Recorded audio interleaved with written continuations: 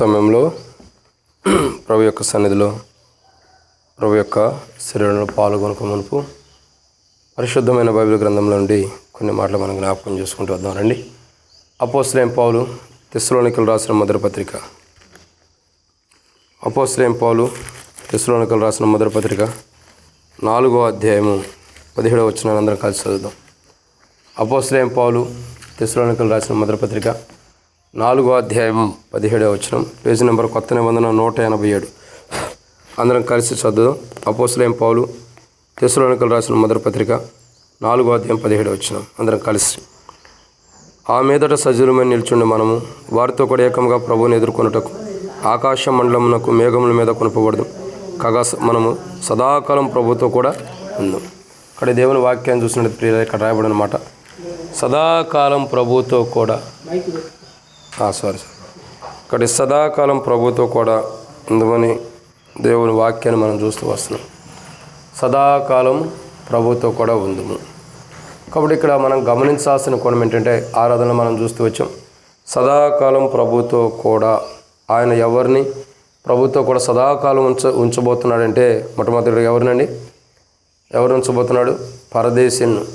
2 నిబంధన లేని వారు. 3 నిరీక్షణ లేనటువంటి వారు.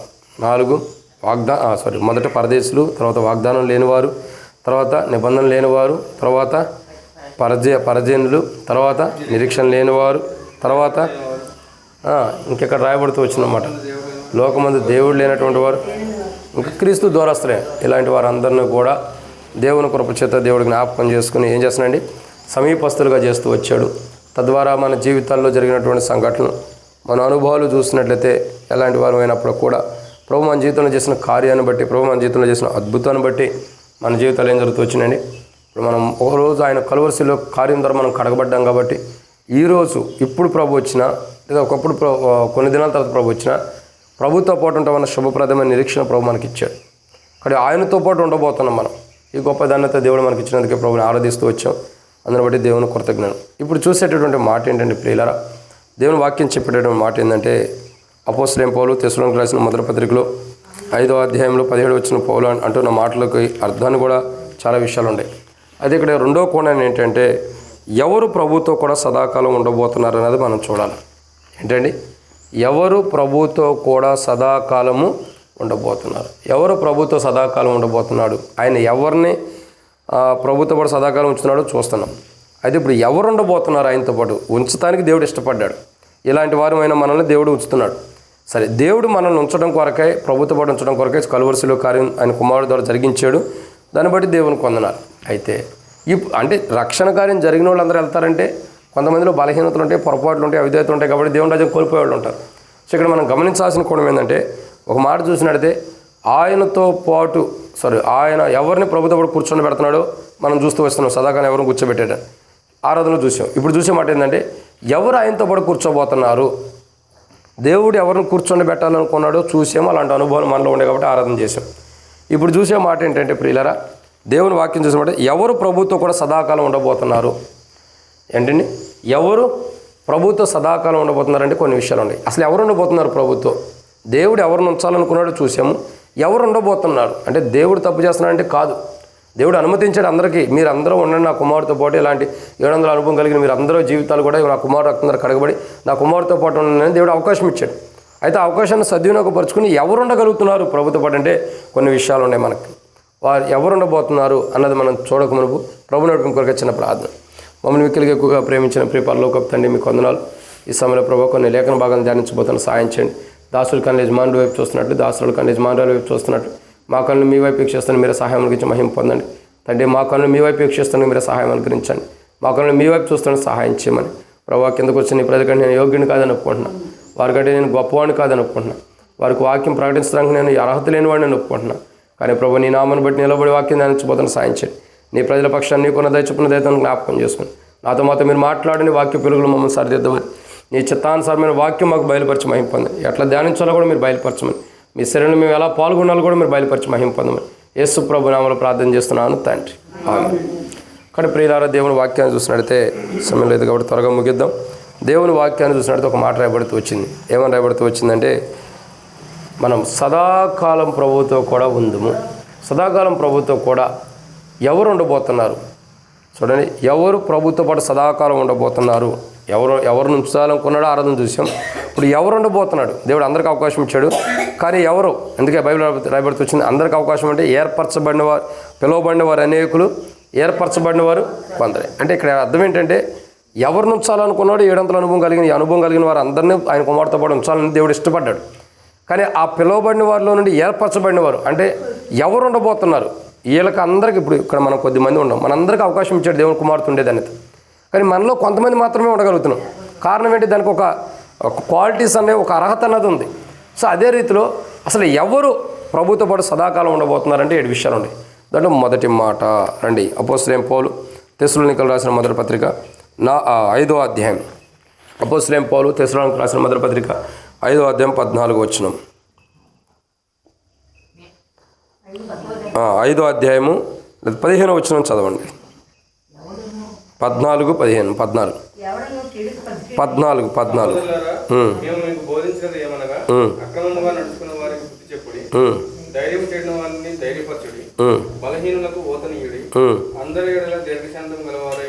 చాలు చాలు.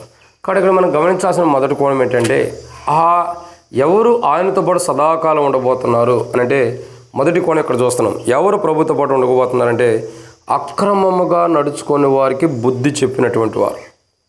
ఎవరు ఉండబోతున్నారండి? మేము మీకు బోధించినది ఏమనగా అక్రమంగా నడుచుకునే వారికి. ఇప్పుడు చూడండి, ఎవరైతే అక్రమంగా నడుచుకుంటున్నారో వారికి మనం బుద్ధి చెప్పాలి. సో మనమే బుద్ధి చెప్పించుకునే స్థితిలో ఉండకూడదు. చూడండి, మనము ఒకళ్ళ చేత చెప్పించుకునే స్థితిలో ఉన్నామంటే అది మన దౌర్భాగ్య స్థితి. మనం గమనించాల్సిన కోణం ఏంటంటే ప్రియులారా, మనము ప్రభువుతో పాటు ఉండాలంటే, సదాకాలం ప్రభువుతో పాటు ఉండాలంటే అక్రమముగా నడుచుకునేవాడికి మనం బుద్ధి చెప్పాలి. అంటే ఎవరైతే అక్రమంగా నడుచుకుంటున్నారో, ఎవరైతే సరైన మార్గంలో వెళ్ళకోకుండా తప్పు మార్గంలో వెళ్తున్నారో, ఎవరైతే రాంగ్ వేలో నడుచుకుంటూ వస్తున్నారో వాళ్ళకు మనం బుద్ధి చెప్పినప్పుడే ప్రభుతో పాటు మనం ఉండగలుగుతాం. విచిత్రం ఏంటంటే ఒక ఎగ్జాంపుల్ చెబుతా చూడండి. ఇప్పుడు మన ఇంట్లో మన పిల్లలు ఉంటూ వస్తారు. సో మన పిల్లలు ఉన్నప్పుడు ఏంటి పరిస్థితి? వాళ్ళు ఏదైనా తప్పు చేశారనుకోండి, మనం ఏం చేస్తాం? గద్దిస్తాం. అదే మనకి ఇష్టమైన పిల్లలు తప్పు చేసిన ఏం చేస్తాం? గద్దించాం. అంటే అర్థం ఏంటి? ఇప్పుడు మనకి ఇష్టమైన కుమార్తె ఉంటారండి. తల్లులకేమో కుమారులు ఇష్టం, తండ్రికేమో కూతుర్లు ఇష్టం. అది సహజంగా లోకంలో ఉండదే. తండ్రికి కూతురు అంటే ఇష్టం, తల్లికేమో కొడుకు అంటే ఇష్టం. కాబట్టి చాలామంది అంటే కొంతమంది అటు ఇటు కూడా ఉంటారు. కాబట్టి ఏం జరుగుతూ వచ్చిందండి, మనకి ఎవరైతే ఇష్టం ఉంటారో వాళ్ళు ఏదైనా తప్పు చేస్తే నా కొడుకే తప్పు చేశాడా, నా కూతురు తప్పు చేయలేదా, ఆమె చేస్తే ఏం చేస్తున్నాం అంటారు. అంటే మనం ఏంటంటే మనకిష్టమైన వారు తప్పు చేస్తే వారి తప్పును ఏం చేస్తామంటే కప్పిపుచ్చుకోవడానికి ప్రయత్నం చేస్తాం, గద్దించం. కానీ బైబిల్ అంటుంది కదా, దేవుని వాక్యం చెప్పేటటువంటి మాట ఏంటంటే అక్రమముగా ఎవరైతే నడుచుకున్నారో, అంటే ఎవరైతే అక్రమంగా నడుచుకుంటూ వచ్చారో వారికి బుద్ధి చెప్పాలంట. వారి మనవాడైనా బయటోడైనా, తనోడు కాకపోడైనా, ఇంట్లోవాడు కాకపోయినా ఏం చేయాలండి? బుద్ధి చెప్పాలి. అంటే మన జీవితాలు ఏంటంటే బుద్ధి చెప్పడం తప్పు కాదు, క్షమించాలి, చెప్పలేం. తప్పు అన్నట్టుగా సరిదిద్దలేం. అంటే ఎవరైతే అక్రమంగా నడుచుకుంటూ వస్తారో, ఎవరైతే అక్రమంగా ప్రవర్తిస్తూ వస్తారో వారికి మనం బుద్ధి చెప్పలేని స్థితిలో ఉంటాం. అలా బుద్ధి చెప్పలేనప్పుడు దేవునితో పాటు యేసుక్రీస్తు ప్రభువారితో పాటు మనం సదాకాలం ఉండలేం. అక్రమంగా ఎవరైతే నడుచుకుంటున్నారో వారికి నువ్వు బుద్ధి చెప్పలేనప్పుడు, అక్రమంగా నడుచుకునే వారికి బుద్ధి చెప్పలేని స్థితిలో మనం ఉన్నప్పుడు మనము ప్రభువుతో పాటు సదాకాలము ఉండలేము. అక్కడ ఎవరు ప్రభువుతో పాటు సదాకాలం ఉండబోతున్నారంటే, ఎవరు ప్రభువుతో పాటు ఉంటారంటే అక్రమంగా నడుచుకునే వారికి బుద్ధి చెప్పినటువంటి వారు. దాంట్లో పౌలు మొదటి స్థానంలో ఉన్నాడు. యేసు ప్రభువారి తర్వాత చూసిన వారిలో మొదటి స్థానంలో పౌలు ఉంటూ వచ్చాడు. ఎవరైతే అక్రమంగా నడుచుకుంటారో వారికి బుద్ధి చెప్పే అనుభవం పౌలు జీవితంలో ఉంది. అందుకే పౌలు యొక్క అనుభవాల చోటకి ఏం చేస్తున్నాడు? అక్రమంగా నడుచుకునేవారు బుద్ధి చెప్పాడు కాబట్టి సదాకాలం ప్రభుతో కూడా ఉండబోతున్నాడు. అందుకే అంటాడు కదా, తిమోతిలకు రాసిన 2వ పత్రిక చివరిలో, మంచి పోరాటం పోరాడితిని, నా పరుగు కడముట్టించుదని, విశ్వాసమును కాపాడుకుంటుని, నా కొరకు నీతి కిరీటం ఉంచబడింది. అది నా కొరకే కాదు, నాకు మాత్రమే కాదు, తన ప్రత్యక్షతను అపేక్షించి వారందరికీ అది అనుగ్రహించబడుతుంది అన్నాడు. అంటే ఇక్కడ పౌలు యొక్క జీవితం ఏంటండి? పౌలు యొక్క అనుభవం చూసినట్టయితే ఎవరైతే వారి జీవితాల్లో అక్రమంగా నడుచుకునేవారు ఉంటారో వారిని ఖచ్చితంగా గద్దించాడు, తప్పును తప్పుగా గద్దించాడు. ఒక్కోసారి మనం అంటాం, ఏదైనా అబద్ధం ఆడుతుంటే, అన్న ఏదో ప్రాణం మీదకి వస్తే అబద్ధం ఆడేది తప్ప అసలు అబద్ధం ఆడ్డంటాం. నువ్వు ప్రాణం మీదకి వచ్చినా పేక మీద కత్తి పెట్టిన ఎవడైనా అబద్ధం ఆడకూడదు. నీతిమంతుడు మరణం వచ్చినా ఇచ్చిన మాట తప్పడు. మరి మనం ఎట్లా అబద్ధం ఆడతాం? అబద్ధం ఆడేమంటే ఇచ్చిన మాటను తప్పిపోయిన వారమే కదా. కానీ ఇక్కడ గమనించాల్సిన మొదటి కోణం ఏంటంటే, ప్రియులారా, దేవుని వాక్యం అంటుంది, ఏమని రాయబడుతూ వచ్చిందండి, ఏంటంటే మనము అక్రమముగా నడుచుకోకూడదు. ఎలా నడుచుకోకూడదండి? అక్రమం. ఎప్పుడైతే అక్రమముగా మనం నడుచుకుంటామో అప్పుడు నష్టపోయేవారు ఉంటాం. కాబట్టి మన జీవితాల్లో ప్రభు వాళ్ళ దగ్గర సమీపిస్తున్నాం, మనం ప్రభు యొక్క శరీరం దగ్గర, ప్రభు రక్తం దగ్గరికి వస్తున్నాం. మన జీవితాల్లో ఎక్కడైతే అక్రమంగా నడుచుకుంటూ వస్తున్నామో, ఎక్కడైతే అక్రమముగా అన్యాయముగా నడుచుకుంటూ వస్తున్నాము, చేయవలసిన చేయకోకుండా తప్పు మార్గం ఎక్కడైతే నడుచుకుంటూ వస్తున్నామో దాన్ని మనం ఏం చేయాలండి? సరిదిద్దుకోవాలి. ఇది మొదటి మాట. కాబట్టి మొదటిగా ప్రభు యొక్క శరీరంలో మనం పాల్గొనాలంటే గమనించాలి, ఆయనతో పాటు కొందరు కూర్చోబెడుతున్నాడు. ఎవరు ఆయనతో పాటు కూర్చుండబోతున్నారంటే అక్రమముగా నడుచుకున్న వారికి బుద్ధి చెప్పినటువంటి వారు. నా జీవితంలో మన ఇంటి చుట్టుపక్కల, మన గ్రామంలో, మన ప్రాంతంలో లేదా మందిరంలో కూడా అనేక మంది అక్రమంగా నడుచుకుంటారు. మనకెందుకులే, ఎవడెట్టబోతే మనకెందుకులే అనుకుంటావు. అందుకే నువ్వు ఎట్టబోతే మనకెందుకులే అని దేవుడు కూడా అనుకుంటే ఏమైంది? కానీ ఎవడెట్టబోతే అట్ట నాకెందుకులే అనుకోవడం కాదు. అక్రమంగా నడుచుకుంటున్న వాడికి బుద్ధి చెప్పాలి. ఎవడైతే అక్రమంగా నడుచుకుంటున్నాడో, ఎవరైతే అక్రమమైన ప్రవర్తన కలిగి నడుచుకుంటున్నాడో వానికి ఏం చెప్పాలి? మనం బుద్ధి చెప్పాలి. ఒకవేళ దేవుని మందిరంలో ఎవరైనా అక్రమంగా నడుచుకుంటుంటే మీరు చేసేది తప్పు బ్రదర్, ఇది తప్పు మార్గంలో వెళ్తున్నారని బుద్ధి చెప్పాలి. ఒకవేళ ఇంటికాడ ఎవరైనా అక్రమంగా నడుచుకుంటుంటే నువ్వు నడిచే పద్ధతి కరెక్ట్ కాదు, ఇది అక్రమమైందని బుద్ధి చెప్పాలి. ఇంకా బయట వెలుపట మన గ్రామంలో మన బంధువులు, స్నేహితులు, మన ఇంటి చుట్టుపక్కల వారు ఎవరైతే అక్రమంగా నడుచుకుంటున్నాడో మనకు తెలిసిందో వాళ్ళకి బుద్ధి చెప్పాలి. వాడు వినకపోతే వాడు దరిద్రం. అక్కడ చెప్పాల్సిన బాధ్యత మనకు ఉంది. కానీ ఈరోజు మనం శరీరంలో పాల్గొంటున్నామంటే, ఆయన రక్తంలో, ఆయన శరీరంలో పాల్గొంటున్నామంటే అక్రమంగా నడిచిన వారికి మనం బుద్ధి చెప్పామా? అక్రమంగా నడుచుకుంటున్న వారికి బుద్ధి చెప్పామా? ఎవరైతే అక్రమంగా నడుచుకుంటూ వెళ్తున్నారో వాళ్ళకి అసలు బుద్ధి చెప్పిన అనుభవం మన జీవితాల్లో ఉందా? అలాంటి అనుభవం లేనప్పుడు, అలా బుద్ధి చెప్పలేనప్పుడు బుద్ధి లేని వారిగా మనం బలహీనులుగా బల్లో పాల్గొన్నట్టే. ఒక మాట చెప్పాలంటే, దేవుని ఆజ్ఞను నెరవేర్చని వారిగా ప్రభు యొక్క శరీరంలో పాల్గొన్నట్లే. అప్పుడు దేవుడు ఎట్లా మహిమ పొందుతాడు? మనం ఎట్లా పరలోక రాజ్యంలో ఉంటాం. అక్కడ ఆయనతో పాటు ఎవరు ప్రభుతో పాటు సదాకాలం ఉండబోతున్నారంటే, ఈ భూమి మీద ఎవరైతే జీవిస్తున్నారో వారి చుట్టుపక్కల అక్రమంగా ఉంటే, దేవుని బిడ్డగా చేయబడిన తర్వాత నీ చుట్టూ అక్రమం జరుగుతుంటే, అది గొప్పవారైనా, ధనికులైనా, పేదవాడైనా సరే వాడిని నువ్వు గద్దించినప్పుడే ఆ గద్దింపు కలిగినటువంటి వారు ఎవరైతే గద్దిస్తారో అక్రమాన్ని, వాళ్ళు సదాకాలం ప్రభుతో కూడా ఉండబోతున్నారు. ఈరోజు మనం ప్రభుతో కూడా సదాకాలం ఉండాలంటే ఏం చేయాలండి? అక్రమంగా నడుచుకునే వారికి బుద్ధి చెప్పాల్సిందే. ఖచ్చితంగా వారిని గద్దించాలి, వారికి బుద్ధి చెప్పాలి. అలా బుద్ధి చెప్పలేనప్పుడు మనం ప్రభు శరీరంలో పాల్గొన్న మరణం తప్పక పరలోక రాజ్యం అన్నది అసంభవమైన అనుభవంలో వెళ్తున్నట్టుగా ఉండేది. సో మొదటి కోణం, ప్రియులారా, ఎవరు ప్రభుతో పాటు సదాకాలం ఉండబోతున్నారంటే ఈ భూమి మీద ఏదైతే అక్రమం చేస్తున్నారో అక్రమం కలిగిన వారికి ఆయన కృపను బట్టి బుద్ధి చెప్పినటువంటి వారు. అలాంటి వారికి మాత్రమే పరలోక రాజ్యంలో ఆయనతో పాటు కూర్చుండే ధన్యత ఉంది. ఇది మొదటిది. ఏంటండి? ఎవరైతే అక్రమంగా నడుచుకుంటున్నారో వారికి బుద్ధి చెప్పినప్పుడే ఏముంటుంది? మనం ప్రభుతో పాటు కూర్చునే ధన్యత మనకి ఇవ్వబడుతుంది. ఒకవేళ అక్రమంగా ఎవరైనా నడుచుకుంటుంటే వాళ్ళకి బుద్ధి చెప్పకుండా మనమే అక్రమంగా జీవిస్తున్నాం అనుకో, అక్రమమైన బ్రతుకు మనలోనే ఉందనుకోండి, ఇక మన దేవుని వాక్యం మాట్లాడిద్ది బుద్ధి చెప్పడానికి. అయినా వినకపోతే ఏం చేసేది లేదు. ఎవరి మరణానికి వాళ్ళే ఉత్తరవాదులు, వాళ్ళే బాధ్యులు. అలాగైపోయింది. కానీ అలా మనం కాకూడదని ప్రభు అంతా మాట్లాడుతున్నాడు. ఈరోజు అక్రమంగా నడుచుకునే ప్రవర్తన, అక్రమంగా నడుచుకునే జీవితం మనలో ఉంటే ఈరోజు మనం ఏం చేయాలా? సరిదిద్దుకోవాలి. అట్లా మనం వాక్య వెలుగులో బుద్ధి తెచ్చుకోవాలా. ఎవరైనా భూమి మీద అక్రమంగా నడుస్తుంటే వారికి బుద్ధి చెప్పాలి. అప్పుడు దేవుని యొక్క వనంలో ఉండట్లు దేవుని బిడ్డలకు ఉండి దేవునితో పాటు సదాకాలం ఉండబోతున్నాం. కాబట్టి అలా సదాకాలం ఉండటం కొరకే ప్రభు మనకు ఉంచిన శరీరంలో మనం పాల్గొనే వారికి ఉండాలి. ఇది మొదటిది. రెండో విషయాన్ని చూద్దారండి. అపోస్తలుడైన పౌలు తెస్సలోనికీయులకు రాసిన మొదటి పత్రిక 5వ అధ్యాయం 14వ వచనం. రెండో విషయం,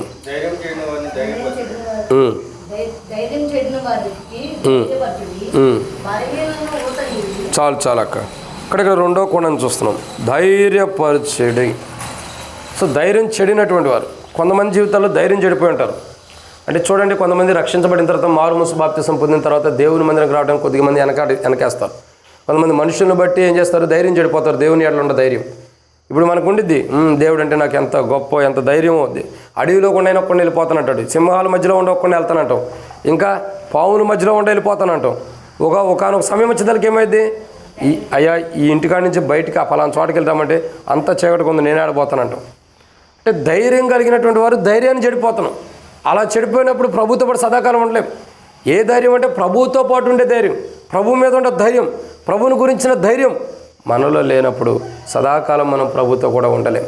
ఇక్కడ ఈరోజు మనం గమనించాల్సిన రెండో కోణం ఏంటంటే ఎవరు సదాకాలం ప్రభుతో కూడా ఉండబోతున్నారంటే ఎవరండి? ఇక్కడ రాయబడిన మాట అపోస్తలుడైన పౌలు తెస్సలోనికీయులకు రాసిన మొదటి పత్రిక 4:14 వచ్చిన ప్రకారం ధైర్యం చెడిన వారిని ధైర్యపరిచేటటువంటి వారు. అంటే విశ్వాస జీవితంలో, క్రైస్తవ జీవితంలో, ఆత్మీయ జీవితంలో ఎవరైతే దేవుని యెడల ధైర్యాన్ని చెడిపోయిన వారుగా సాతాను ద్వారా ప్రేరేపించబడి ఉండారో అలాంటి వారిని మనం ఏం చేయాలండి? ధైర్యపరచాలి. బాధపడకమ్మా, ధైర్యంగా ఉండి దేవుడు ఉన్నాడు, మనకి దేవుడు సహాయం చేస్తాడు, ఖచ్చితంగా ప్రభు ఉన్నాడు, మనకు ఓ రోజు ప్రభు ఈ శ్రమలు ఈ బాధలన్నిటి నుంచి విడుదలొచ్చి బహుమానమే పోతున్నాడని ధైర్యపరచాలి.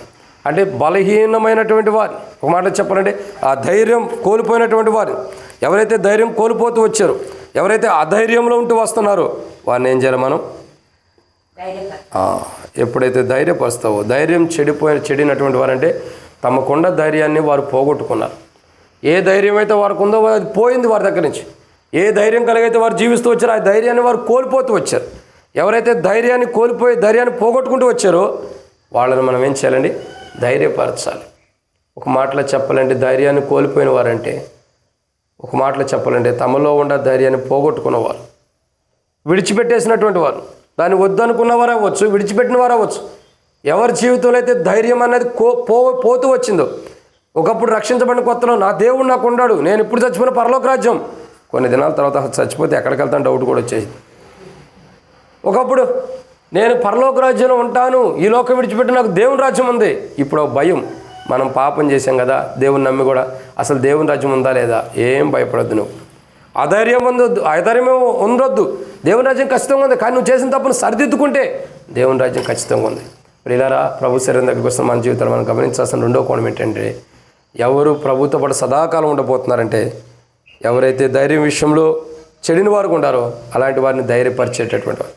ఈరోజు మన జీవితంలో ధైర్యం విషయం మనం చెడిపోయి ఉంటే, ధైర్యం విషయంలో మనం చెడిపోయినటువంటి వారుగా, ధైర్యం విషయంలో ఏదైతే మన జీవితంలో ధైర్యం ఉందో దాన్ని మనం కోల్పోయిన వారు ఉన్నప్పుడు మనం కోల్పోతే తిరిగి వాక్య వెలుగులో ధైర్యం కలిగిన వారికి ఉండాలి, సమకూర్చుకోవాలి.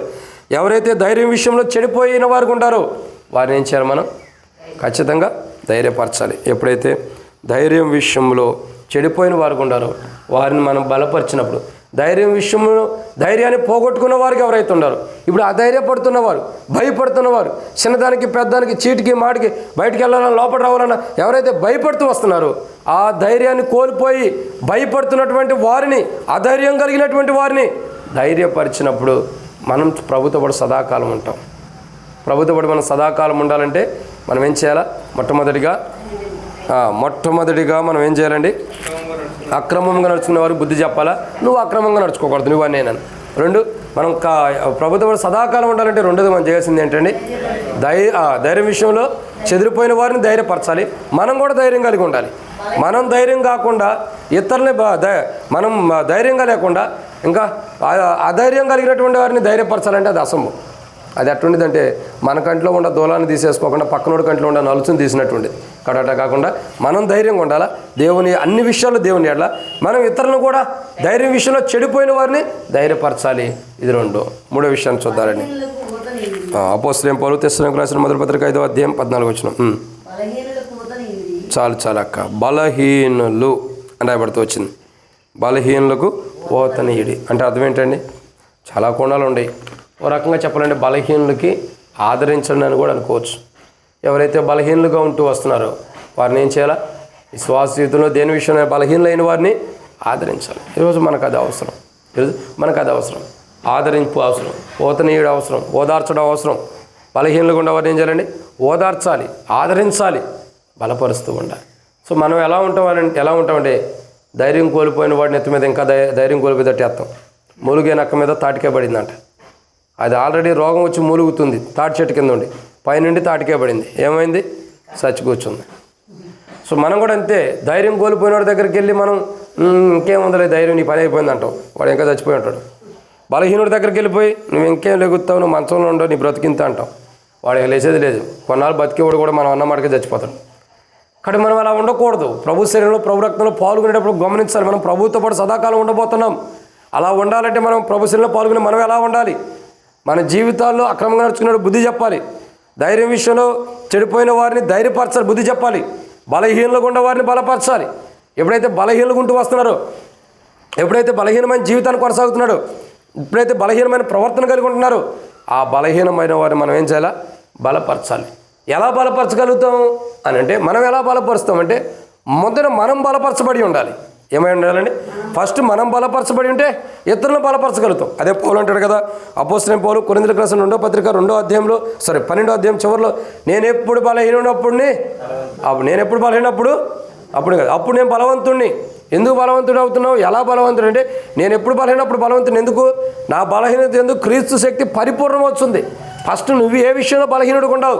ప్రియ సోదర సోదరి, నీవైనా నేను ఏ విషయంలో బలహీనలుగా ఉన్నాం? ఏ విషయంలో బలహీనమైన వారు అవుతున్నాం?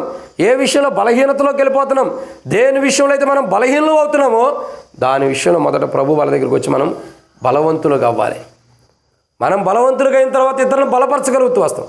మనమే బలహీనం అయిపోతే విశ్వాస విషయంలో బలహీనం, ప్రార్థన విషయంలో బలహీనం, ఆరాధన విషయంలో బలహీనం అనుకోండి, లేదా మన జీవితాలు అన్ని విషయాల్లో బలహీనలు అయిపోతుంటే, మనమే బలహీనలు అవుతుంటే ఇతరుని ఎలా బలపరచగలుగుతాం?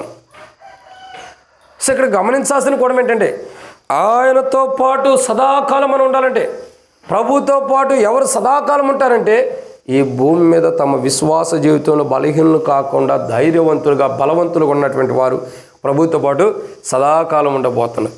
ఈరోజు మనం ఎలా ఉండాలండి? ధైర్యవంతులుగా ఉండాలి.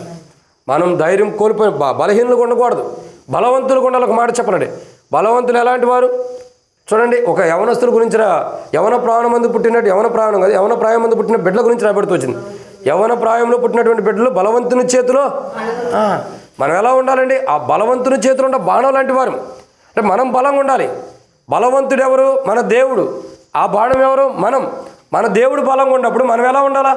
బలంగా ఉండాలి. కానీ మన దేవుడు బలవంతుడు, మనం ఎలాంటి వారిమి? అది అందుకే మన జీవితాల్లో ప్రభు రాజ్యం అన్నది కష్టమైపోతుంది. సో ఈరోజు మనం గమనించాల్సిన మూడో కోణం, మూడోది కదండి, మూడో మాట ఏంటి? మొట్టమొదటిగా ఎవరు ప్రభుతో పాటు సదాకాలం ఉండబోతున్నారంటే, మొదటిగా ఎవరైతే అక్రమంగా నడుచుకుంటున్నారో వారికి బుద్ధి చెప్పినటువంటి వారు ప్రభుతో పాటు సదాకాలం ఉండబోతున్నారు. అక్రమంగా నడుచుకునే వారికి బుద్ధి చెప్పిన వారు. రెండు ధైర్యం చెడిపోయిన వారిని ధైర్యపరుస్తున్నటువంటి వారు. 3 బలహీనులు, ఎవరైతే బలహీనంగా ఉంటారో వారిని బలపరిచేటటువంటి వారు. తర్వాత మనం కూడా అక్రమంగా నడుచుకోకుండా ఉండాలా, తర్వాత మనం కూడా ధైర్యంగా ఉండాలి, మనం కూడా బలహీనలు కాకుండా ఉన్నప్పుడు మనం బలహీనలు కాకుండా ఉండాలా. అదే రీతిలో ఇతరమైన వారు బలహీనలు బలపరిచినప్పుడు ప్రభుత్వ పాటు మనం సదాకాలం ఉంటాం. చాలామంది క్రైస్తవ విషయంలో, విశ్వాస విషయంలో బలహీనలుగా ఉంటాం. చూడండి, ఒక్కొక్క మనిషి ఒక్కొక్క విషయంలో బలహీనుడు అయిపోతాడు. ఆ బలహీనతలో నుంచి పూర్తిగా బలహీనలు అయిపోతాడు, బయటికి రాలేడు. సో మన బలహీనతలు చాలా ఉంటూ వస్తాయి, రావండి. చాలా బలహీనతలు ఉంటాయి. మన బలహీనత టీవీ చూడటం, సీరియల్ చూడటం, అబద్ధాలు ఆడటం, మోసం చేయటం, దొంగతనం చేయటం, ఇవన్నీ మన బలహీనతలే కదా. వాటి నుండి రావాలనుకుంటాం కానీ రాలేకపోతున్నాం. సో ఎప్పుడైతే బలహీనతల నుండి మనం విడుదల పొంది బలవంతులుగా అవుతామో అప్పుడు మనం ప్రభుత్వ పాటు ఉంటాం. అంతకాలం బలహీనలుగా ఉన్నంతకాలం ప్రభుత్వ పాటు సదాకాలం మనం ఉండమని గుర్తెరగాలి. ఈ భూమి మీద ఎట్లండి? ప్రభుత్వ పాటు సదాకాలం మనం ఉండమని గుర్తెరగాలి. ఎప్పుడైతే ఏ విషయాలు అయితే నువ్వు బలహీనరాలు అవుతున్నావు ప్రియ సోదరుడు సోదరి, ఆ విషయంలో నీవైనా ఏ విషయాన్ని బట్టి మనం బలహీనమో ఆ బలహీనమైన విషయాల్లో మనం సరిదిద్దుకున్నప్పుడు మనం బలవంతులుగా అవుతాం. అప్పుడు ఏం జరిగిద్దండి? మనం మనం బలవంతులుగా చేపట్టడం ద్వారా ఇతరులను బలపరుస్తాం. ఇప్పుడు చూడండి, మనం నిలబడాలి. ఫస్ట్ మనం నిలబడాలి. ఒక మాట చెప్పేది ఏంటంటే, ఇప్పుడు ఈ టేబుల్ మీద నేను ఎక్కాను అనుకోండి, ఫస్ట్ నేను నిలబడాలి కదా. నేను నిలబడినప్పుడు ఏం చేస్తాను? ఇంకో వ్యక్తిని ఎక్కమంట. ఎలా నుంచోవాలో చెప్పగలుగుతాను, నేను ఉంచున్నా కాబట్టి. అదే నేను నుంచకపోతే ఇంకో వ్యక్తిని ఎక్కమంటే నేను కింద పడిన తర్వాత ఆడేట ఎక్కుతాడు, ఆయన పడ్డాడు, నేను కూడా పడతానేమో అనుకుంటాడు. బలవంతులు అంటే మనం బలవంతులు కావాలి. బలహీనలు ఏ విషయంలో బలహీనంగా ఆ విషయంలో మనం బలవంతులమైనప్పుడు ఇతరులను కూడా మనం బలవంతులుగా చేయగలుగుతాం. సో ఎప్పుడైతే ఇతరులను బలపరిచే అనుభవం మనకు లేదు, మనం బలహీనలు అయిపోతున్నాము, అప్పుడు ప్రభుత్వ పాటు సదాకాలం ఉండలేము. సదాకాలం ప్రభుత్వ పాటు ఉండాలంటే ఇతరులను బలపరచాలా, మనము బలవంతులుగా ఉండాలి. ఇదన్నమాట అండి. 3. 4వ విషయాన్ని చూద్దామండి. అపోస్తలుడైన పౌలు తెస్సలోనికీయులకు రాసిన మొదటి పత్రిక 5వ అధ్యాయం 14వ వచనం రాయబడుతూ వచ్చింది. అందరి ఎడల ఎలా ఉండాలండి? దీర్ఘశాంతం. కాబట్టి ప్రతి ఒక్కరి ఎడల దీర్ఘశాంతంతో ఉండాలి. మనం ప్రభు శరీరంలో పాల్గొంటున్నామంటే, ప్రభు రక్తంలో చేవేస్తున్నామంటే, ప్రభు యొక్క రక్తంలో మనం పాలు పంపులు కలిగి ఉండబోతున్నామంటే మనం చేయాల్సిన పని ఏంటండి? అందరి ఎడల ఆ వాటర్ బాటిల్ అందరి ఎడల దీర్ఘశాంతం, అది ప్రాముఖ్యమైనది. కానీ ఈరోజు మనం ప్రభు యొక్క శరీరంలో పాల్గొంటున్నామంటే ఎలా ఉండాలండి? దీర్ఘశాంతముతో ఉండాలి. అందరి ఎడల దీర్ఘశాంతం. దీర్ఘశాంతం అంటే ఏంటి?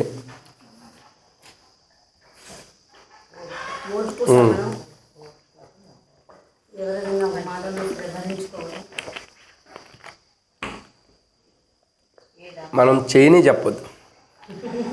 మనం చేయనేగా మనం చెప్పేది. మనకు ఓర్పు ఉండదు, సహనం ఉండదు. ఎవరనేది అంటే తట్టుకోలేము కదా.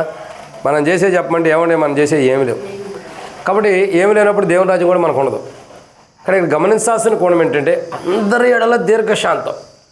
ఒక మాటలో చెప్పాలంటే అందరి ఎడల దీర్ఘశాంతం కలిగి ఉండటం అంటే యేసు ప్రభువారు లాంటి జీవితం జీవించడం. యేసు ప్రభువారు లాంటి జీవితం జీవించడం.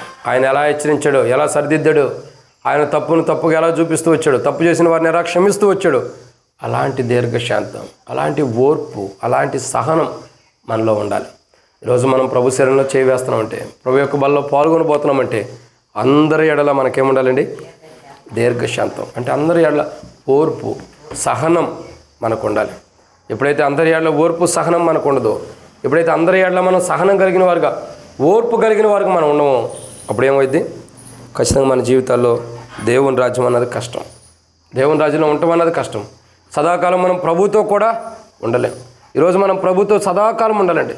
సదాకాలం ప్రభుతో కూడా మనం ఉండాలంటే మనం చేయాల్సిన ఎవరు ప్రభుత్వ పాటు ఉంటారు, చేయవలసినవని కాదు, ఎవరు ప్రభుత్వ పాటు ఉంటారంటే అందరి ఎడల దీర్ఘశాంతం కలిగినటువంటి వారు. మన జీవితాల్లో ఎవరో ఒకరు తప్పు చేస్తారు, మన జీవితాల్లో పొరపాట్లు ఎవరో ఒకరు చేస్తారు, మన ఎడల ఎవరో ఒకరు ఏదో ఒక కీడు చేస్తూ వస్తారు. వారి ఎడల మనం ఎలా ఉండాలండి? దీర్ఘశాంతం. అంటే వారి ఎడల మనం దీర్ఘశాంతంతో ఉన్నప్పుడు మన జీవితాలు ఏం జరిగిద్ది? ఖచ్చితంగా మనం ప్రభుత్వ పాటు ఉంటాం. అంటే ఇక్కడ గమనించాలి, మనలో దీర్ఘశాంతం లేకపోతే ఆ ఓర్పు, ఆ సహనం, ఆ నెమ్మది, ఇంకా ఆ ఓర్చుకునే స్వభావం మనలో లేనప్పుడు ప్రభుతో పాటు మనం ఉండలేం. మనమేం ఓర్చుకుంటున్నాం? ప్రభు సిలువలో ఓర్చుకున్న వాటికంటే మనం ఎక్కువ ఓర్చుకుంటున్నాము. ఆయన సిలువలో మేకులు కొట్టబడినాయి ఆయనకి 3.5 గంటల పాటు ఆయన సిలువలో వేలాడుతూ వచ్చాడు. 3.5 గంటలు. ఆయనకంటే మనమేం ఓర్చుకుంటున్నాం? మనమేం ఓర్చుకోవట్లేదు కదా. కాబట్టి మనం ఏం చేయాలా? అందరి ఎడల దీర్ఘశాంతం, ఓర్పు, సహనం కలిగిన వారు ఉండాలి. ఎప్పుడైతే అది ఉండదో నష్టపోయేవారు ఉంటాం. కాబట్టి ఈరోజు మనం గమనించాలి, ప్రభు శరీరంలో, ప్రభు రక్తంలో పాల్గొనక మునుపు మన జీవితాలు మనం గమనించాల్సిన ఎన్నో మాట అనేది 4వ మాట. కాబట్టి 4వ మాట ఏంటంటే అందరి ఎడల దీర్ఘశాంతం. సో మనం ప్రభుతో పాటు ఉండబోతున్నాం సదాకాలం ప్రభుతో పాటు ఉండాలంటే ఏం చేయాలా?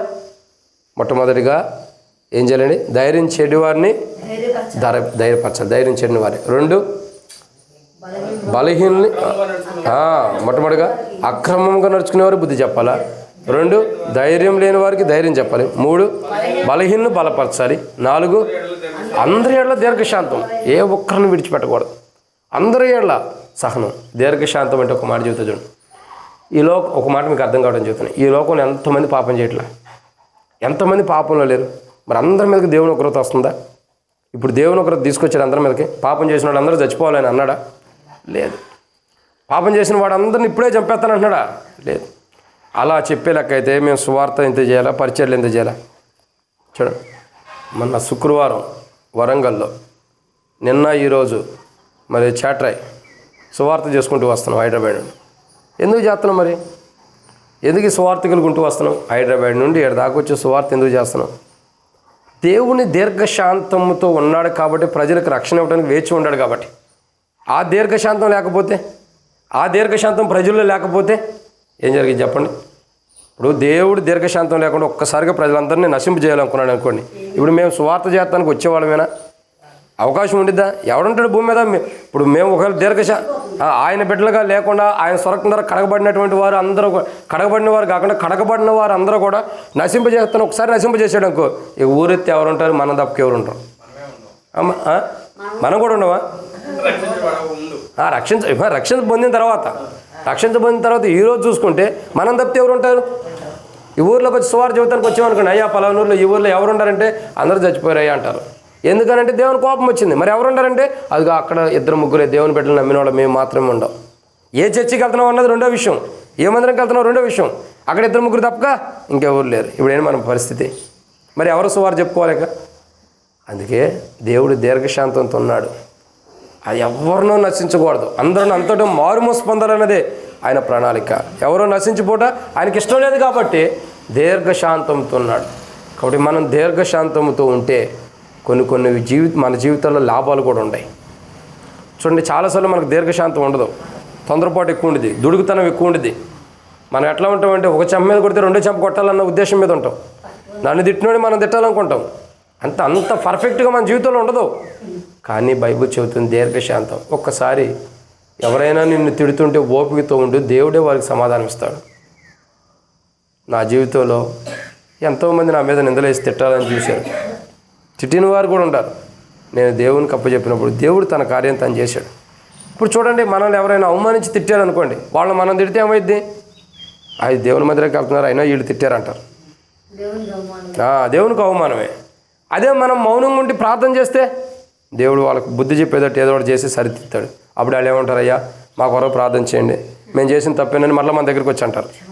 అంటే మనం అంటేనేమో తప్పుగా కనపడేది, అదే దేవుడు అనుమతిస్తే వాళ్ళే తప్పు ఒప్పుకుంటారు.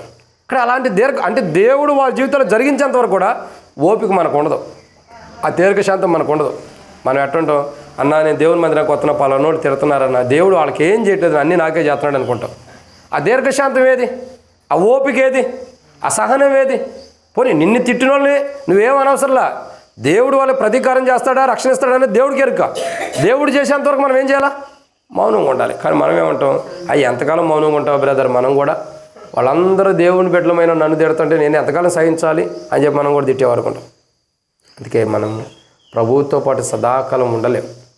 సో ప్రభువుతో పాటు సదాకాలం ఉండాలంటే ఏం చేయాలండి? ఏం చేయాలా? దీర్ఘశాంతం కావాలి మనకి. ఇతరుల ఏళ్ళ దీర్ఘశాంతంతో అనేక విషయాల్లో మనం దీర్ఘశాంతులంగా ఉండాలి, ఎంతో ఓర్పు కలిగి ఉండాలి, ఎంతో సహనం ఉండాలి.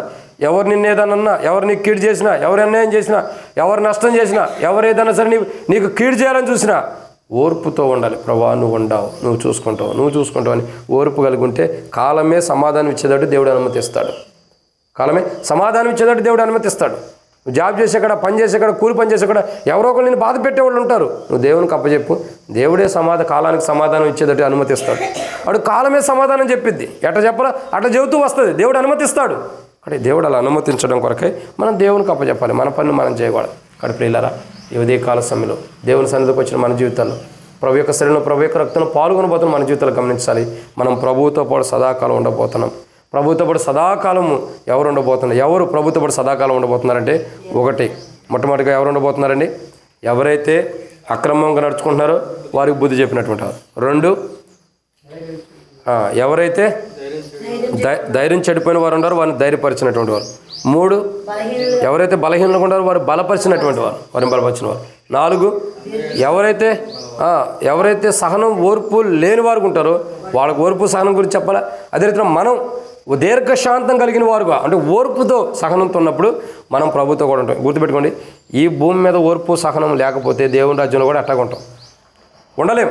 ఈ భూమి మీద ఓర్పు సహనం ఉంటే దేవుని రాజ్యంలో మనం ఉండగలుగుతాం. ఇక్కడ నువ్వు ఎంత సహిస్తావో సదాకాలం ఉండబోతున్న ప్రభు. ఇక్కడ కొంతకాలమే నువ్వు సహించేది, తర్వాత శాశ్వత కాలం ప్రభుతో కూడా. కాబట్టి మన జీవితంలో గమనించాల్సిన ఎన్నో మాట అండి ఇది.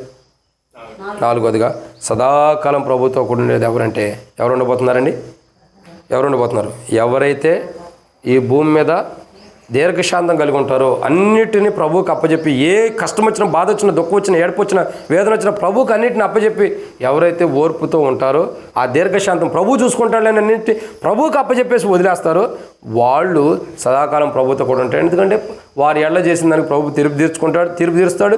వీరు కూడా ప్రభు ఎడ్ల దీర్ఘశాంతం, ప్రభువుని బట్టి దీర్ఘశాంతం కలిగి ఉంటారు కాబట్టి ప్రభు ఉండే స్థలంలో వీరు కూడా ఉంటారు. ఇవన్నీ ప్రభు యొక్క గుణ లక్షణాలు. ఇదన్నమాట అండి. 4. 5వ విషయాన్ని చూద్దానండి, ముగిస్తా త్వరలోనే.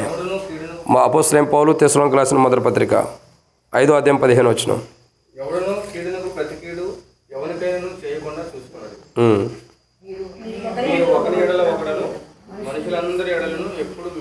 ఎల్లప్పుడూ మేలైన దాన్ని అనుసరించి నడుచుకోండి. కాబట్టి ఇక్కడ మనం చూస్తున్న 5వ మాట, కీడునకు ప్రతి కీడు చేయకూడదు. ఎవరు ప్రభుతో పాటు సదాకాలం ఉండబోతున్నారంటే మొట్టమొదటిగా ఎవరు ఉండబోతున్నారండి చెప్పండి.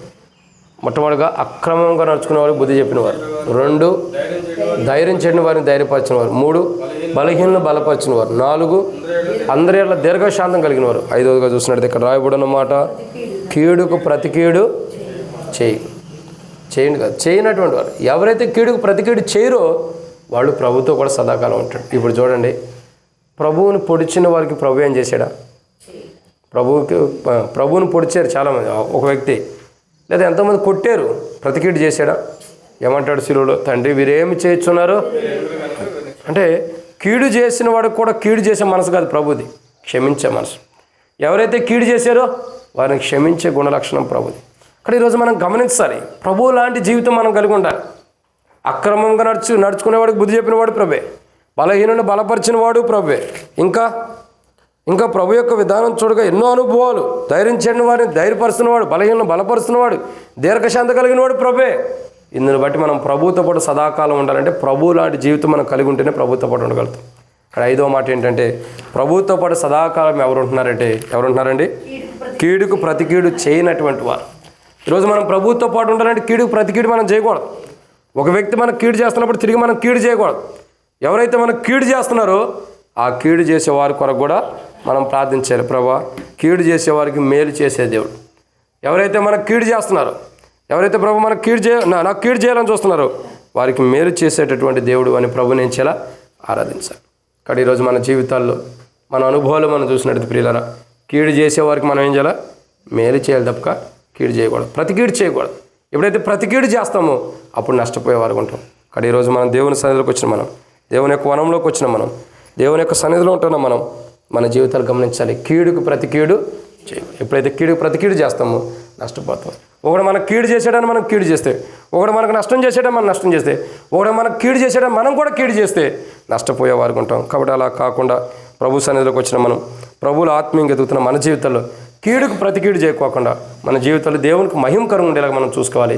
ఇదన్న మాట అండి 5. కాబట్టి ఎప్పుడైతే మనం కీడు ప్రతి కీడు చేస్తామో నష్టపోతాం. ఇది 5. 6వ విషయాన్ని చదవండి. అపోస్తలుడైన పౌలు తెస్సలోనికీయులకు రాసిన మొదటి పత్రిక 5వ అధ్యాయం 15వ వచనం చదవండి అక్క.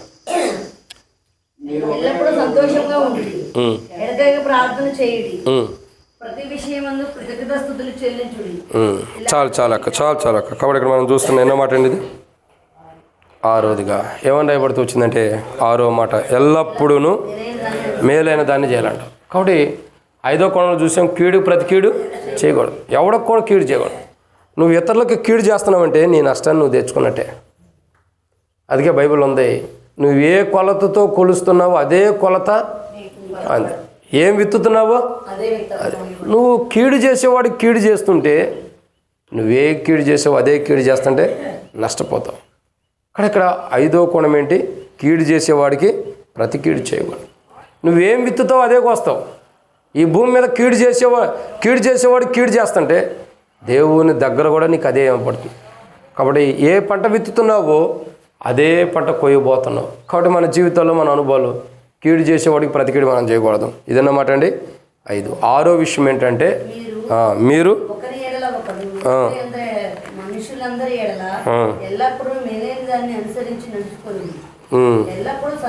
అది ఇక్కడ మనం 6వ కోణం ఏంటంటే, ప్రభువుతో పాటు మనం సదాకాలం ఉండాలి.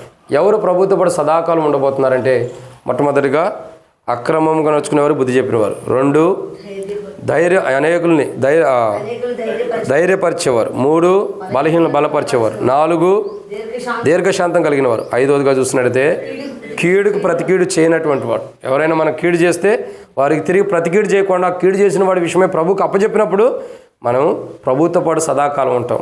ఎందుకంటే ప్రభువుకి అప్పచెప్పాం కాబట్టి. ఇక 6వదిగా ఎవరు ప్రభువుతో పాటు సదాకాలం ఉండబోతున్నారంటే, ఒక్కనే ఏడల కూడా కాదక్క, అక్కడ రాయబడిన మాట, మీరు ఎల్లప్పుడూ సంతోషంగా ఉండుడి. ఏం చేయాలండి? ఎల్లప్పుడు అంటే ఎప్పటికీ సంతోషంగా ఉండాలి. మనం ఒక సమయం ఒక గడియని కాదు, ఎప్పటికీ మనం ఎలా ఉండాలా అంటే మన జీవితంలో ప్రతి సందర్భంలో మనం సంతోషంగా ఉండాలి. బాధ వచ్చినా, దుఃఖం వచ్చినా, వేదన వచ్చినా, కరువు వచ్చినా, సమస్య వచ్చినా, వేదన వచ్చినా, కన్నీరే వచ్చినా, మరణమే వచ్చినా సంతోషంగా ఉండాల్సింది. మనం సంతోషంగా దాన్ని అనిపించాల్సింది. పౌలు అంటాడు, బ్రతుకుటి క్రీస్తే, చావు అయితే నాకు లాభమే. మేలే. ఎందుకు లాభం అంటున్నాడు? ఎందుకంటే మరణములో కూడా సంతోషం కలిగి ఉంటున్నాడు. ఈ లోకం విడిచిపెట్టిన ప్రభుతో పాటు ఉండబోతున్న సంతోషం. ఎల్లప్పుడూ ప్రభు సన్నిధిలో సంతోషంగా ఉండాలి. మనకు కాదు, మనం సంతోషంగా ఉండాలి ఎల్లప్పుడు. ఎప్పుడైతే ఆ సంతోషం కలిగిన వారు ఉండమో అప్పుడు నష్టపోతాం. ఎవరు ప్రభుతో పాటు సదాకాలం ఉండబోతున్నారంటే, ఈ భూమి మీద ఒడిదుడుకులు వచ్చినా, కష్టం వచ్చినా, బాధ వచ్చినా, దుఃఖం వచ్చినా, వేదన వచ్చినా, శ్రమలైన, బాధలైన, వేదనలైన, ఎలాంటి సిచ్యువేషన్స్ వచ్చినా కానీ ప్రతి పరిస్థితుల్లో సంతోషంగా ఉన్నటువంటి వాడు మాత్రమే దేవుని రాజ్యంలో ఉంటాడు. మీరు చూడండి, ఎప్పుడు ముఖంలో చిరునవ్వు ఉండే వ్యక్తికి రోగాలు తక్కువ ఉంటాయి. ఎప్పుడు నవ్వే వ్యక్తికి, ఎప్పుడు ముఖం బిగ తీసుకుని జిగట మన్ను కానీ బంకమట్టిల్లో ఉండే వ్యక్తికి ఏమైంది? మనం నవ్వించినా నవ్వడం, మనం జోకులు వేసినా నవ్వరు, పిలిచినా పలకరెత్తానికి కూడా కష్టం, ముఖం మీద చిరునవ్వు ఉండదు. ఇలాంటి వాడు ఏమైపోతారు చెప్పండి? అన్ని రోగాలు వస్తాయి. ముఖం అంతా బిగదీసిపోతే ఏమైంది? లోపల ఉండే కన్నరాలు అన్నీ కూడా బిగదీసిపోతాయి, నరాలు కూడా బిగదీసిపోతాయి, ఏదో ఒక రోగం వచ్చింది.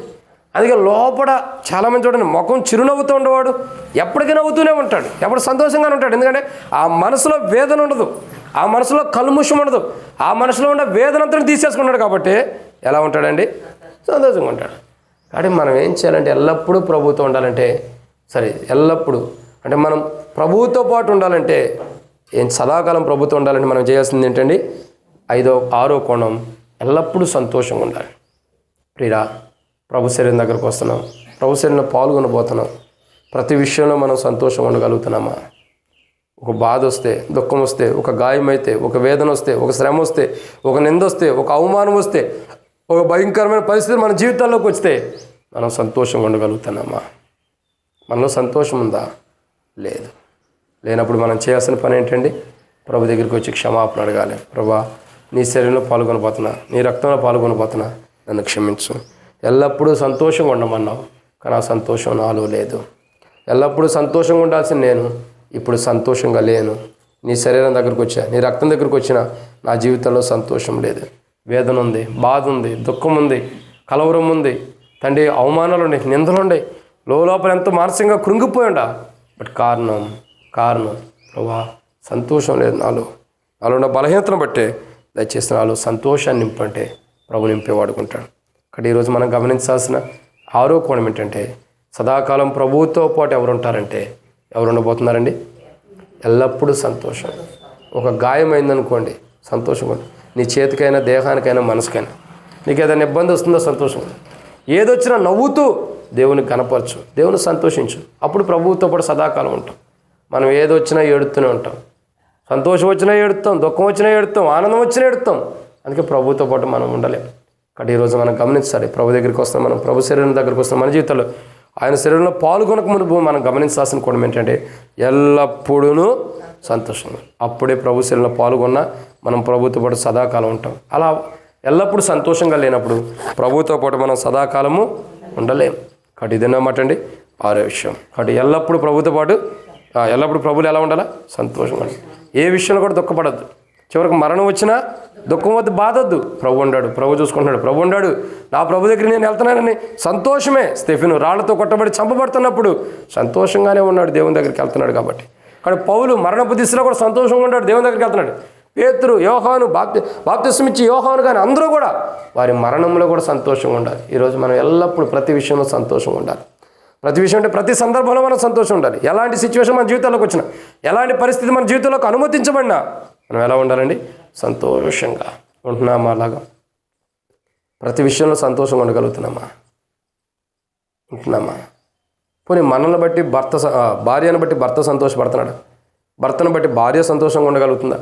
పిల్లలను బట్టి తల్లిదండ్రులు బట్టి పిల్లలు సంతోషంగా ఉండగలుగుతున్నారా? లేదు. ఒకరంటే ఒకరిని బట్టి బాధపడుతున్నాం. నన్ను బట్టి నిన్ను బట్టి నేను బాధించబడుతున్నాం. లోపల బాధలు ఉంటున్నాయి, సంతోషం లేదు. కారణం, ఎదుటి వ్యక్తులు ఉండే సంతోషాన్ని దొంగిలించిన తప్పు మందే. మనలో ఉండే సంతోషం కూడా పోగొట్టుకున్న తప్పు మందే. ఈరోజు ప్రభు దగ్గర రావాలి. ప్రభా, ఎల్లప్పుడూ సంతోషంగా ఉండే బ్రతుకు నాకు ఇవ్వు. నేను ఎల్లప్పుడూ సంతోషంగా జీవించాలి, నీలో ఎల్లప్పుడూ సంతోషంగా ఉండాలి. అలాంటి జీవితాన్ని క్రీస్తులో నాకు అనుగ్రహించు ప్రభు అని మనం ప్రార్థన చేయాలి. అప్పుడే మన జీవితాల్లో అలా సరిదిద్దుకుని బలలో పాల్గొంటేనే, ఆయన శరీరం ఆయన రక్తంలో పాల్గొంటేనే, ఆయన శరీరం ఆయన రక్తంలో పాల్గొంటేనే దేవునికి మహిమ, లేకపోతే తీర్పు. కాబట్టి ప్రభువుతో పాటు సదాకాలం మనం ఉండాలంటే ఎల్లప్పుడూ ఆయన యందు ఏం చేయాలి? ఆనందించాలి, ఎల్లప్పుడూ సంతోషంగా ఉండాలి. అప్పుడే మనం ప్రభువుతో పాటు సదాకాలం ఉండబోతున్నాము. ఇది 6. 7వ విషయాన్ని చూద్దారండి, ముగిస్తా. అపోస్తలుడైన పౌలు తెస్సలోనికీయులకు రాసిన మొదటి పత్రిక 5వ అధ్యాయం 16వ వచనం. చాలక్క. కాబట్టి మనం ప్రభువుతో పాటు ఉండాలంటే సదాకాలం చేయవలసిన 7వ పని ఏంటి? ఎల్లప్పుడూ ప్రార్థన. ప్రతి సమయంలో మనం ప్రార్థన చేయాలి. ప్రతి సందర్భంలో ప్రార్థనా జీవితం కలిగి ఉండాలి. ఎప్పుడు మనం ప్రార్థన అనుభవం కలిగి ఉండాలి. భక్త్ సింగ్ గారి యొక్క అనుభవం ఏంటంటే ప్రార్థనా జీవితం. మారుమూల గ్రామాల్లో అయినా, పట్టణాల్లో అయినా, పల్లెటూరులో అయినా, ఇంకా పట్టణ పరిసర ప్రాంతాల్లో అయినా, కొండల్లోనైనా, లోయల్లోనైనా హెబ్రోన్ సావాసం ఉండగలుగుతుందంటే ఆనాడు భక్త్ సింగ్ గారు చేసిన ప్రార్థన. మనకు ఆ ప్రార్థన జీవితం లేదు. మనకి ఆ ప్రార్థన జీవితం కష్టం. ఏదో వారానికి ఒకసారి 2 సార్లు ప్రార్థన కూడికలు పెడితే వస్తాం, అది కూడా వస్తాం లేతలేదు. కానీ నిజమైనది అది కాదు. ఎప్పటికీ మనం ఎలా ఉండాలా? ప్రార్థన. చూడండి అక్కడ రాయబడిన మాట చదవండి, మరొక మాట. అపోస్తలుడైన పౌలు తెస్సలోనికీయులకు రాసిన మొదటి పత్రిక 5వ అధ్యాయం 16వ వచనం. ఎడతెగక 15-16 ఎడతెగక ప్రార్థన చేయడు. ఇక్కడ మనం ఏం చేయాలండి? ప్రార్థన. ఎప్పటికీ మనం ప్రార్థన జీవితం కలిగి ఉండాలి. ఒక ప్రార్థన అనుభవం ఏదో ఇక్కడ మందిరానికి వచ్చినంత వరకే కాదు, ఏదో ఇక్కడ మందిరంలో కూర్చున్నంత వరకే కాదు, ఎప్పటికీ మనం ఎలా ఉండాలండి? ప్రార్థన. ఈరోజు మనకి ఎంత ప్రార్థన జీవితం ఉంది దేవునిలో? మనం ఎంతవరకు ప్రార్థన చేసుకోగలుగుతున్నాం? ఉదయాన్నే లేచి అసలు ప్రార్థన చేసామా? దేవుని మందిరానికి వచ్చాం కదా, ప్రార్థన చేసుకున్నామా? దేవుని సన్నిధిలోకి వచ్చాం కదా, ప్రార్థన చేసుకున్నామా? దేవుని మందిరానికి వెళ్తే దేవుని మందిరానికి వెళ్తే కదా, దేవుని మందిరానికి వెలుపడ ప్రార్థన జీవితం ఉందా? ఎంతవరకు మనం ప్రార్థన జీవితం కలిగి ఉన్నాం? సహోదర సహోదరి, మనం గమనించాల్సిన కోణం ఏంటంటే ఆయనతో పాటు సదాకాలం ప్రభుతో పాటు ఎవరు ఉండబోతున్నారంటే, ఎవరు ప్రభుతో పాటు సదాకాలం ఉంటున్నారంటే ప్రార్థనా జీవితం కలిగిన వారు. ఎడతెగక ప్రార్థన జీవితం, ఎప్పుడు ప్రార్థన జీవితం, ప్రతి సమయంలో ప్రార్థన జీవితం, ప్రతి విషయంలో ప్రార్థన జీవితం కలిగినటువంటి వారు ప్రభుతో పాటు ఉండబోతున్నారు. ఈరోజు ప్రభుతో పాటు సదాకాలం మనం ఉండాలంటే ఏముండాలండి? ప్రార్థన. నా క్రైస్తవ జీవితంలో, నా విశ్వాస జీవితంలో మనం ప్రభుతో పాటు ఉండాలంటే ప్రార్థనా జీవితం మనలో ఉండాలి. ఎప్పుడైతే ప్రార్థనా జీవితం ఉండదో, ఎప్పుడైతే ప్రార్థనా జీవితం వెనకడుగు ఉంటుందో అప్పుడు ప్రభుతో పాటు మనం ఉండలేం. చూడండి, నువ్వు ఉదయం లేకపోతుందోనే ప్రార్థన చేయాలి వ్యక్తిగతంగా, తర్వాత కుటుంబ ప్రార్థన చేసుకోవాలి, తర్వాత బైబిల్ వ్యక్తిగతంగా ప్రార్థన చేసుకోవాలా, బైబిల్ చదువుకోవాలా, ప్రార్థన చేసుకోవాలా, మళ్ళీ కుటుంబ ప్రార్థన చేసుకోవాలా, ఇంట్లో కుటుంబం కూర్చొని ప్రార్థన చేసుకుంటూ ఉండాలి. సమయం ఉన్నప్పుడల్లా ప్రార్థన చేసుకోవాలి. ముసలమ్మ ముచ్చట్లు, వ్యర్థమైన ముచ్చట్లు పెట్టుకోకూడదు. వాళ్ళతో ఏడితే అక్క ఎట్లుండవు, అన్న ఎట్లుండవు, బాగుండవు, ఏం తిన్నావు, ఏంటి, ఇవన్నీ మనకు అనవసరం. వారు తినకపోతే నువ్వు వెతికి పెట్టగలుగుతావా? లేదు. మరి వెతికి ఆ ముచ్చట్లు మనం ఎప్పుడు ఎలా ఉండాలండి? ప్రార్థన. ప్రతి సమయంలో ప్రార్థన జీవితం, ఎల్లప్పుడూ ప్రార్థన జీవితం మన జీవితాల్లో, ప్రతి సమయంలో ఎల్లప్పుడూ మనం ప్రార్థన. అట్టి ప్రార్థన జీవితం మనం కలిగి ఉన్నప్పుడే ప్రభువుతో పాటు మనం సదాకాలం ఉంటాం. కాబట్టి మన జీవితంలో కావాల్సిన 7వ అనుభవం ప్రార్థనా జీవితం. అది ఒక సమయంలో ఉండేది కాదు, ఎల్లప్పుడూ ప్రతి సమయంలో ప్రార్థనా జీవితం కలిగి ఉండాలి. కాబట్టి ఈరోజు మనం ప్రార్థించాలి, ప్రభువా ఎల్లప్పుడూ ప్రార్థనా జీవితం నువ్వు నాకు అనుగ్రహించు. ప్రతి సమయంలో ప్రార్థనా జీవితం కలిగి ఉంటాను సాయం చేయండి. ప్రతి విషయంలో ప్రార్థనా జీవితం కలిగి ఉంటాను సాయం చేయండి. నేను అనేక పర్యాయాలు ప్రార్థనా జీవితాన్ని కోల్పోతాను, ప్రార్థన అనుభవాన్ని కోల్పోతాను. ప్రార్థన లేదు నా జీవితంలో. ప్రభువా ఎల్లప్పుడూ ప్రార్థనా జీవితం నాకు అనుగ్రహించు. ప్రతి సమయంలో నేను ప్రార్థన చేయాలి, ప్రతి గడియల్లో ప్రార్థన చేయాలి, ప్రతి విషయంలో కూడా నేను ప్రార్థనా జీవితం కలిగి ఉండాలి. అట్టి ప్రార్థనా జీవితం నాకు ఈరోజు ఆ ప్రార్థనా జీవితం లేకపోతే మనం ప్రభు శరీరంలో పాల్గొన్న దేవునికి మహిమ ఉండదు, కీడు తప్ప. ఇక్కడ ప్రభువుని అడగండి కాదు, మీరైనా నేనైనా అడుగుదాం, ప్రభా నాకు ఎల్లప్పుడూ ప్రార్థనా జీవితం ఇవ్వు. ఒక్కోసారి ప్రార్థన చేయాలనిపించదు, ప్రార్థన చేయాలన్న లోపలేదో ఏం చేస్తావులే, ఇప్పుడు ఏం చేస్తావులే, తక్కువ చేద్దాంలే, కొద్దిగా చేద్దామని ఒకసారి చేయలేక ముగించే వరకు ఉంటాం. అవన్నీ దేవుని దృష్టిలో దేవునికి మహిమకరమైన కావు. సాతానుడు కావాలని అడిగించేది. వదిలే, ప్రార్థన చాలే, నువ్వు చేసిన చాలే, మోకాలు నొప్పులు వస్తున్నాయి, నడువు నొప్పులు వస్తున్నాయి, ఆపే చాలే ముగించేదోటి చేసింది. అది కాదు. ఎడతెగ కంటే ఎప్పుడు సమయం ఉన్నప్పుడల్లా ప్రార్థన చేయటమే. వాడు వచ్చి నువ్వు ముగించమని సాతానుడు చెప్పినా ఆ ముగిత్తలో పో అని చెప్పి నీ ప్రార్థన నువ్వు చేసుకోవటమే. మోకాళ్ళ నొప్పులు వస్తున్నాయి, కొంచెం ప్రార్థన చేయగలను, నడువు నొప్పులు వస్తున్నాయి, చేయలేకపోతున్నానంటే సాతాను మనలో ప్రేరేపించి ప్రార్థన చేయకుండా అడ్డగిస్తాను, మనకు తెలియకోకుండా. ప్రియులారా, ఎల్లప్పుడూ ప్రార్థనా జీవితం. ఈరోజు ప్రభు శరీరంలో పాల్గొనే మనం గమనించాలి. ఒకరోజు ప్రభువు నిన్ను సదాకాలం ఉంచబోతున్నాడు తనతో పాటు. నువ్వు సదాకాలం ప్రభుతో పాటు ఉండడం కొరకై ప్రభు శరీరంలో ప్రభు రక్తంలో పాల్గొంటున్నావు. సదాకాలం ప్రభుతో కూడా ఉండాలంటే ప్రార్థనా జీవితం ఉండాలి. ఇప్పుడు అది ఉందా? ఆ ప్రార్థనా జీవితం లేకపోతే, ఎడతెగని ప్రార్థనా జీవితం ఎక్కడైతే లేదో దాన్ని సరిదిద్దుకున్నాం. 7 విషయాలు.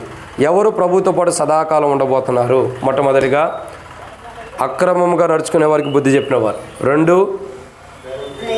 ధైర్యం చెందినటువంటి వారిని ధైర్యపరిచేటటువంటి వారు. 3, బలహీనలు బలపరిచేవారు. 4, దీర్ఘశాంతం కలిగిన వారు. 5, కీడుకు ప్రతికీడు చేయనటువంటి వారు. 6, ఎల్లప్పుడూ సంతోషంగా ఉండేటటువంటి వారు. 7, ఎప్పుడు ఎడతెగగా ప్రార్థనా జీవితం కలిగిన వారు. ఇటు అనుభవాలు కలిగిన వారు ఒకరోజు ప్రభు వస్తే ప్రభుతో పాటు సదాకాలం ఉంటారు. కాబట్టి అట్లు ప్రభుతో పాటు సదాకాలం ఉండటం కొరకే అవసరమైన క్రైస్తవ జీవితాన్ని 7 అనుభవాన్ని ఏదైతే పోగొట్టుకున్నామో తిరిగి దాన్ని సమకూర్చుకుని అదే రీతిలో ఒకరోజు ప్రభు వస్తే సదాకాలం ఉండే ప్రదేశాన్ని ప్రభు తీసుకెళ్తాడన్న శుభప్రదమైన నిరీక్షణ. ప్రభుతో పాటు నేను ఉంటాను. ఈ శరీరం, ఈ రక్తం ప్రభు దేహం, ప్రభు రక్తమే. ఒకరోజు ఈ శరీరంలో ఇక్కడ పాల్గొనడానికి ఇక్కడికి వచ్చాను. ఒకరోజు పరలోక రాజ్యానికి వెళ్ళి ప్రభుతో పాటు ఉండబోతున్నాను. ఆ ప్రభుతో పాటు ఉండే శుభప్రదమైన నిరీక్షణ కొరకై ఈ శరీరంలో పాల్గొంటున్నానని చెప్పని తీర్మానం చేసుకుని ప్రార్థనాపూర్వకంగా శరీరంలో పాల్గొన్న వారమే సదాకాలం మనలో ఉండే బలహీనత తొలగించబడి సదాకాలం ప్రభుతో పాటు ఉండేవారుగా మనం సిద్ధపరచిన ప్రభు సాయం చేయను గాక. ఆమేన్. సమయంలో ప్రభు యొక్క శరీరంలో మనం పాల్గొందాం.